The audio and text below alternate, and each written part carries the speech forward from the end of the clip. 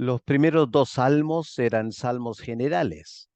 El Salmo 1, una introducción a todo el libro de los salmos, y el Salmo 2, un salmo mesiánico, eh, partiendo de la figura de David y anunciando el Mesías.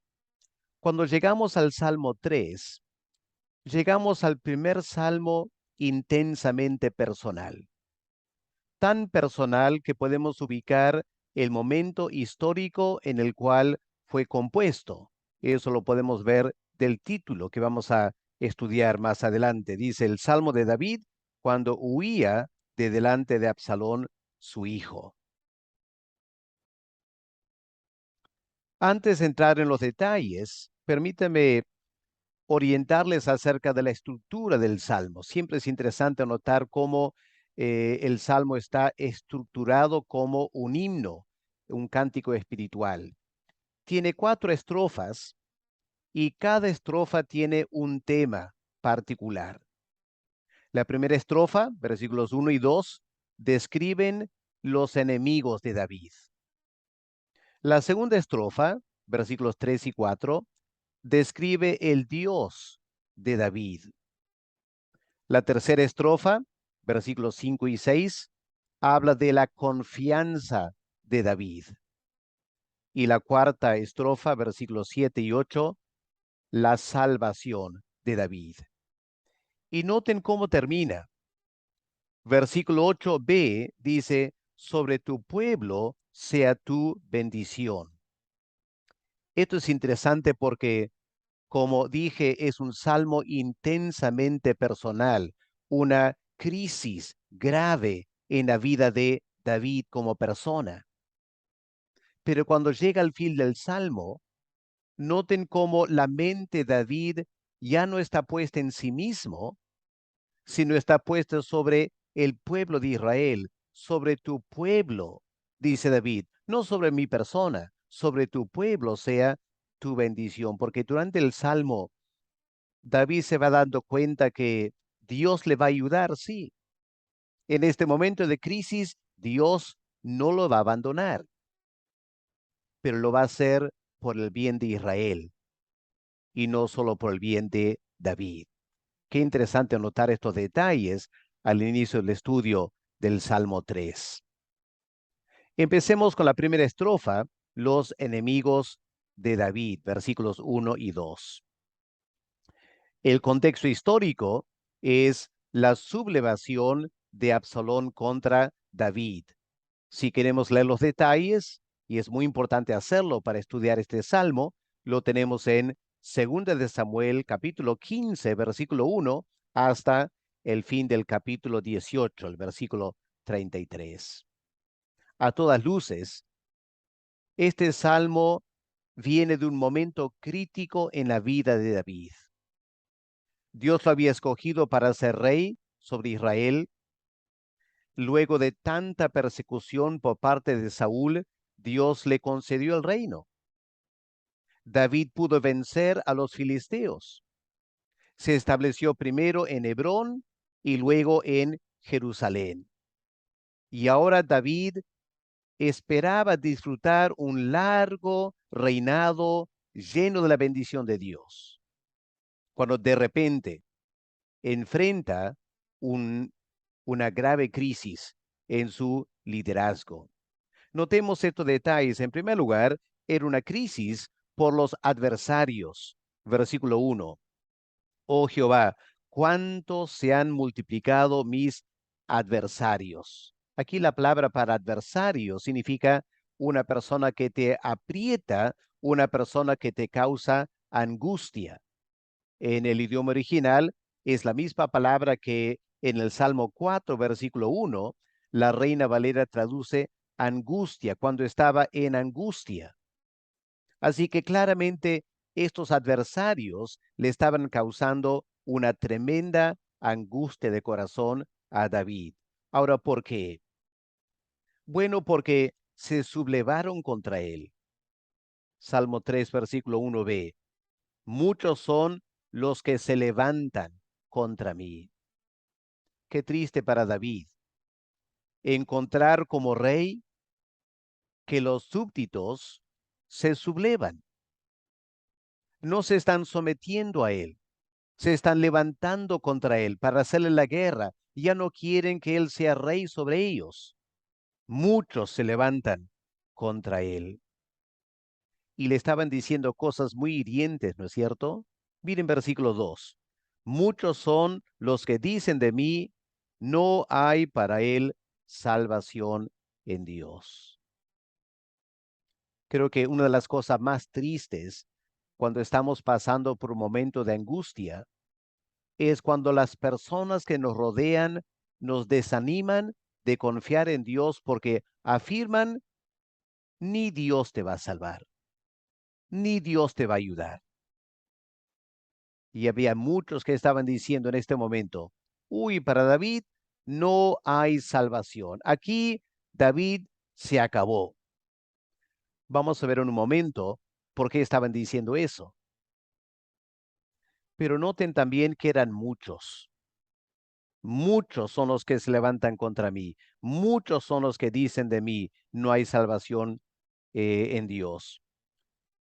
Por eso versículo 1 usa la palabra, el verbo multiplicar. ¿Cuántos se han multiplicado? No se estaban sumando, se estaban multiplicando las personas que le causaban angustia al rey David. Yo sé que como creyentes a veces pasamos por momentos difíciles, ¿no es cierto? Y podría ser que en este momento estás pasando por un momento difícil en tu vida. Recuerda aquí David, muchos levantándose contra él, se estaban multiplicando sus adversarios y haciéndole sentir que no tenía ninguna esperanza de salvación. Ahora, ¿quiénes eran? Aquí tenemos que notar el contexto histórico. En primer lugar, eran sus propios ciudadanos, es decir, eran de la tribu de Judá.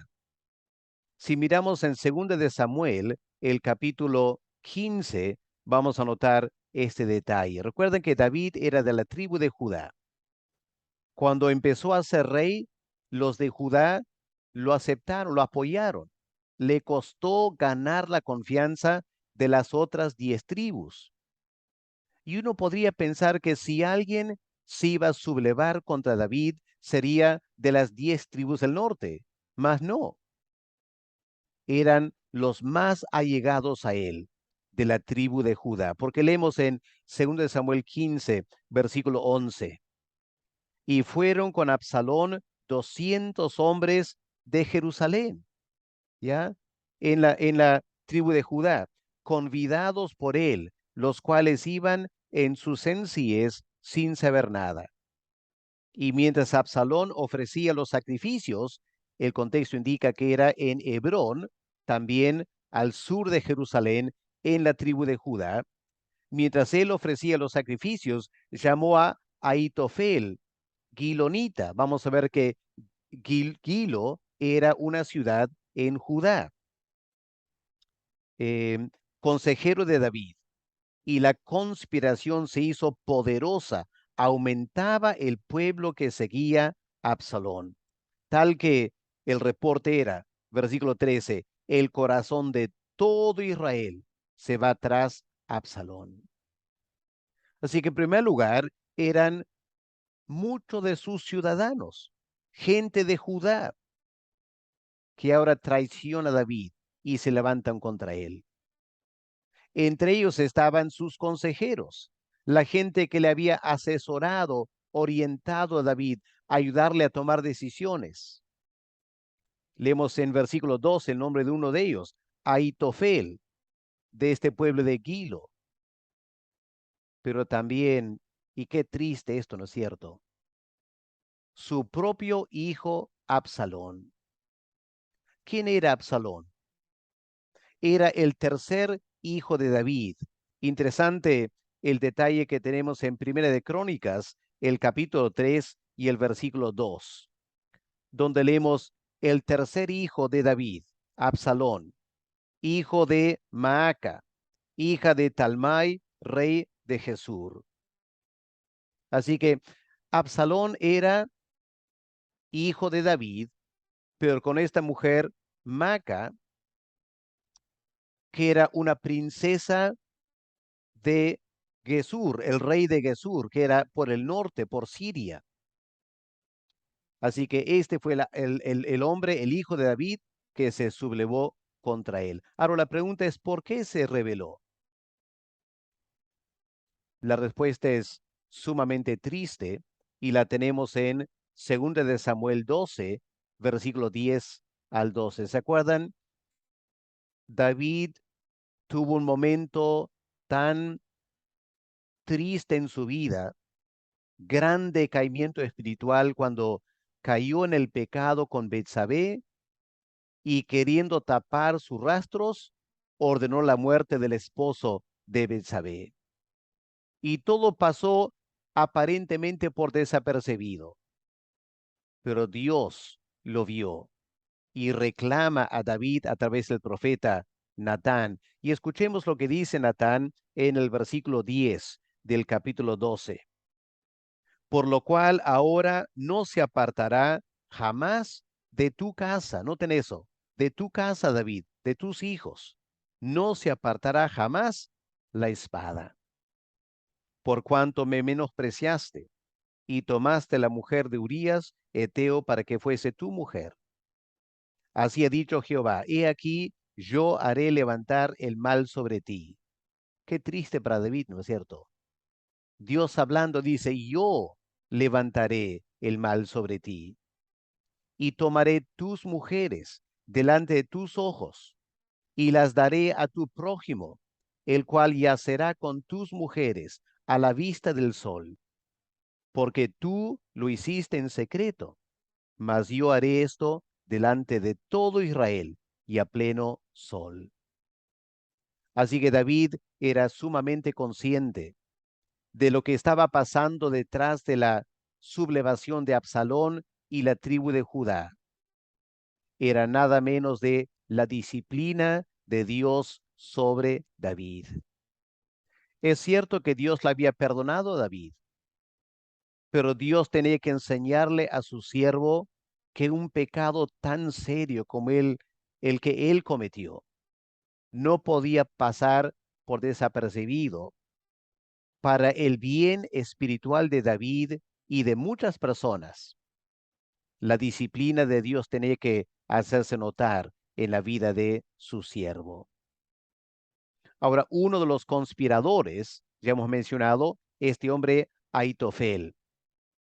Lo interesante de este hombre no solo era de la tribu de Judá, como acabo de mencionar, natural de Gilo, cerca de Hebrón, resulta que Aitofel era el abuelo de Betsabé. Qué interesante es eso. El abuelo de Betsabé. ¿Cómo sabemos eso? Bueno, tenemos que eh, estudiar la Biblia y vamos a notar estos detalles para comprobar esta afirmación. Empecemos en Primera de Crónicas 3, el versículo 5. Hablando de los hijos de David, dice aquí, estos cuatro le nacieron en Jerusalén: Simea, Sobab, Natán y Salomón, hijo de Betsúa, aquí otra forma de Betsabé, y no te dice, hija de Amiel. Así que aquí dice que Betsabé era hija de Amiel, este hombre Amiel. Ahora, comparemos eso con Segunda de Samuel, el capítulo 23 y el versículo 34. Noten este detalle importante aquí. Segunda de Samuel 23, versículo 34. Elifelet, hijo de Asbaí, hijo de Maca, Eliam, hijo de Aitofel, Gilonita. Noten eso. Eliam, el padre de Betsabé, ¿quién era? Era hijo de Aitofel. Así que Aitofel, un hijo, Eliam, y Eliam, una hija, Betsabé. Así que Aitofel era el abuelo de Betsabé. En otras palabras, el día que David decidió pecar con Betsabé, estaba abusando, si se quiere, aprovechando su posición como rey, ordenando a un súbdito de él acostarse con él y era la nieta de uno de sus mejores consejeros. Y obviamente Aitofel quedó escandalizado cuando se enteró, que obviamente se enteró del pecado de David. Y es más interesante todavía notar que fue el mismo Aitofel que ordenó o sugirió a Absalón poner en marcha la palabra profética que Dios había dicho a David. Porque si comparamos, bueno, el pasaje que acabamos de leer, 2 de Samuel 12, versículos 11 y 12, ahí Dios está prediciendo que parte de la disciplina de David va a ser que alguien se iba a acostar con sus mujeres, algo sumamente vergonzoso para el rey de Israel. Y en capítulo 16, 2 de Samuel, el capítulo 16, eso fue exactamente lo que este hombre Aitofel, el abuelo de Betsabé, ordenó o sugirió a Absalón hacer. Escuchen 2 de Samuel 16, el versículo 21. Y Aitofel, hijo de Absalón, le dijo: llégate a las concubinas de tu padre, que él dejó para guardar la casa, y todo el pueblo de Israel oirá que te has hecho aborrecible a tu padre. Y así se fortalecerán las manos de todos los que están contigo. Entonces pusieron para Absalón una tienda sobre el terrado, el lugar donde David había visto a Betsabé.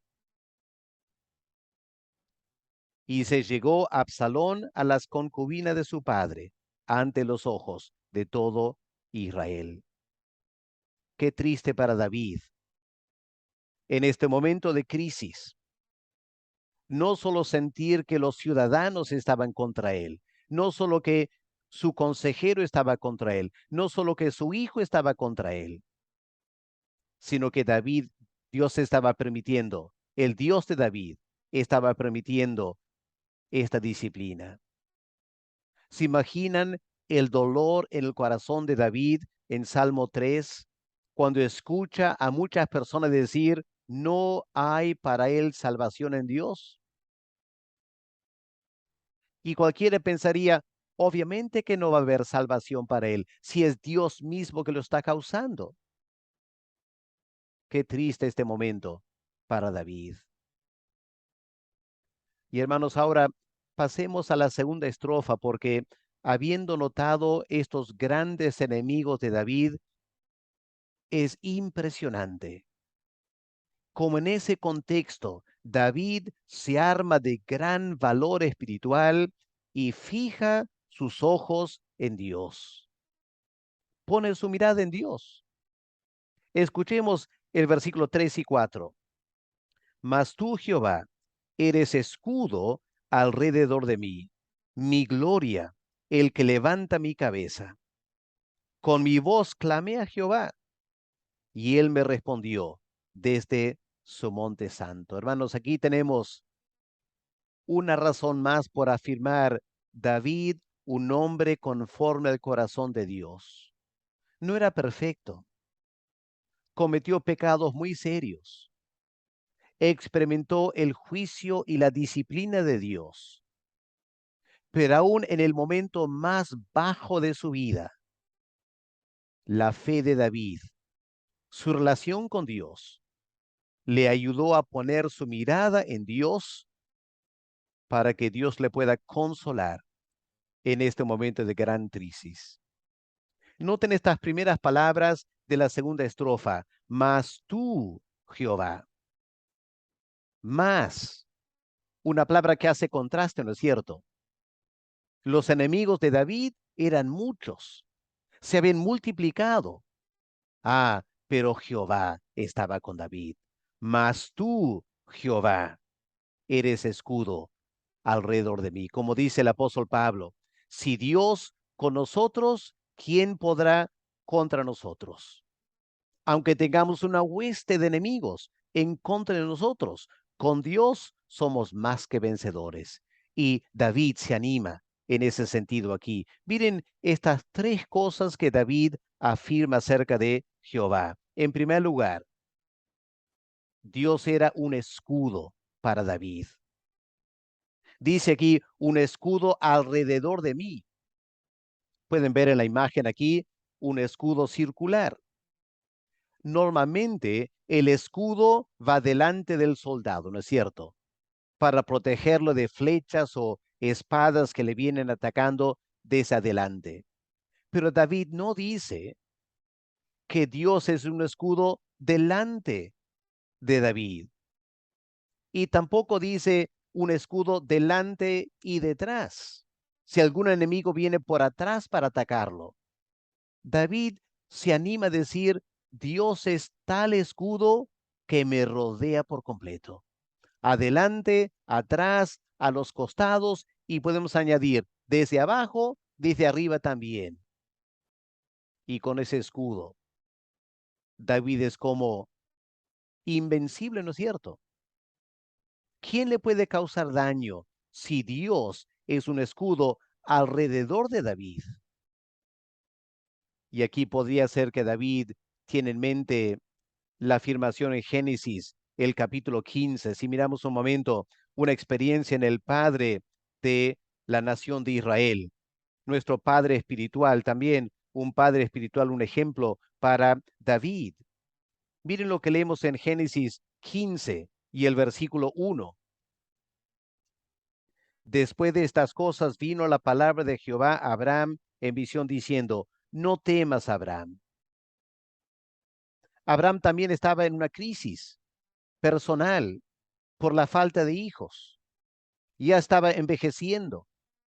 Y aquí Dios le dice, no temas, Abraham, porque yo soy tu escudo. Y la palabra aquí en hebreo es la misma que tenemos en Salmo 3, versículo 1. Yo soy tu escudo, yo soy tu galardón, y tu galardón será sobremanera grande. Y aquí en Salmo 3 es lo que David dice, ¿no es cierto? Jehová, tú eres escudo alrededor de mí, y en segundo lugar, tú eres mi gloria. Una hermosa palabra en el idioma hebreo, kabod. La palabra kabod significa peso. Los enemigos de David eran muchos, pero eran livianos en comparación con Jehová. Jehová tenía mucho más peso que todos los enemigos de David. Tú eres mi gloria. Y en tercer lugar, David dice, tú eres el que levantas mi cabeza. Eres mi salvador. Ahora yo me puse a estudiar esta palabra levanta porque noté que en versículo 1 los enemigos se levantaron contra David. Y aquí David dice, pero Dios es el que levanta mi cabeza. Yo pensé que quizás sería la misma palabra en hebreo, mas no. La segunda palabra aquí en el versículo 3, Dios que levanta mi cabeza, la palabra es más fuerte, más enérgica, significa exalta. Los enemigos se levantaron contra David, pero David afirma, Dios va a exaltar mi cabeza, mucho más alto que lo que mis enemigos están haciendo. Y si vamos al Salmo 27, que es un salmo de David, vamos a ver cómo David expresa esta confianza en los versículos 5 y 6. David también hablando de un momento de crisis. Salmo 27, versículo 5. Miren lo que David dice. Porque él me esconderá en su tabernáculo en el día del mal. Me ocultará en lo reservado de su morada. Sobre una roca me pondrá en alto. Y luego levantará mi cabeza, exaltará mi cabeza sobre mis enemigos que me rodean. Y yo sacrificaré en su tabernáculo sacrificios de júbilo. Cantaré y entonaré alabanzas a Jehová. Oh, hermanos, qué palabra de aliento, ¿no es cierto? Qué tremendo ejemplo David nos da aquí. Como creyentes también pasamos a veces momentos muy difíciles. ¿Qué debemos hacer en ese momento? Bueno, hacer lo que David hizo. No mires a tus enemigos. No te pongas a contar tus enemigos. No te pongas a meditar cuán poderosos son tus enemigos. No, pon tu mirada en Dios. Afirma que Dios también es tu escudo, si eres un hijo o una hija de Dios. Recuerda que Dios tiene peso. Él es tu gloria y Él es tu Salvador. Y con Dios seremos más que vencedores en cualquier circunstancia que estemos viviendo. Y luego de poner su mirada en Dios, ¿qué más hace David? Versículo 4. Ahora se pone a orar. Y hermanos, a veces es difícil orar en momentos de crisis si estamos mirando a nuestros enemigos. Los enemigos nos van a desanimar, nos van a hacer sentir no hay para él salvación en Dios. Pero cuando ponemos nuestra mirada en Dios, pensamos en su poder, en su gloria, en sus propósitos, eso nos va a animar a orar. Y para mí aquí es impresionante cuando recordamos el contexto. David sabía que Dios lo estaba disciplinando. David sabía que merecía todo esto. Dios lo había predicho. Y aún sabiendo todo eso, David encuentra la fe para clamar a Dios. Y él dice, versículo 4, con mi voz clamé a Jehová y él no dejó de escucharme. Dios no se hizo oídos sordos. Él me respondió desde su monte santo. Noten, tiempo pasado, él me respondió. David no dice, él me responderá. David está escribiendo este salmo luego de los eventos, ¿no es cierto? Dando testimonio de todo lo que él experimentó en este momento. David clamó a Dios y luego Dios lo salvó. Y cuando redacte este salmo, David puede decir, Él me respondió desde su monte santo. Ahora, David seguramente estaba clamando a Dios habiendo salido de Jerusalén, habiendo cruzado el valle de Quedrón ahí y está huyendo lejos de Jerusalén y clama a Dios. Y la oración de David llega a la ciudad de Jerusalén, la morada del Dios Altísimo. Dios me escuchó y me respondió desde el Monte Santo. Hermanos, ¿no es esta la gracia de Dios? Algo que David no merecía. Por un lado, Dios había permitido esta rebelión contra David, pero Dios también lo iba a salvar de la rebelión. Y esta es la gracia de Dios. Todos cometemos pecados como creyentes y en una manera u otra experimentamos la disciplina de Dios. Pero qué tremendo, aun si fuera ese el caso, clamar a Dios y saber que Dios nos tratará con gracia. Por encima de justicia está la gracia de Dios. Él es lento para la ira y grande en misericordia. Vamos a dejarlo ahí. La siguiente eh, lección vamos a mirar la segunda parte de este Salmo 3, pero quiero terminar notando una pequeña palabra al fin de cada estrofa. ¿Notaron? La palabra Sela al fin de la primera estrofa, la segunda estrofa y también la cuarta estrofa. Nadie sabe exactamente lo que esta palabra significa, pero por lo general concuerdan en decir que marca una pausa en la música y el canto para reflexionar sobre lo que acabamos de cantar. Y hermano, Dios nos ayude en este momento a hacer una pausa en nuestras vidas, un cela en nuestras vidas. Meditemos lo que hemos escuchado y tomemos un momento para orar al Señor, aplicando en nuestras vidas lo que acabamos de escuchar en este salmo. Que Dios le bendiga, mis queridos hermanos y hermanas.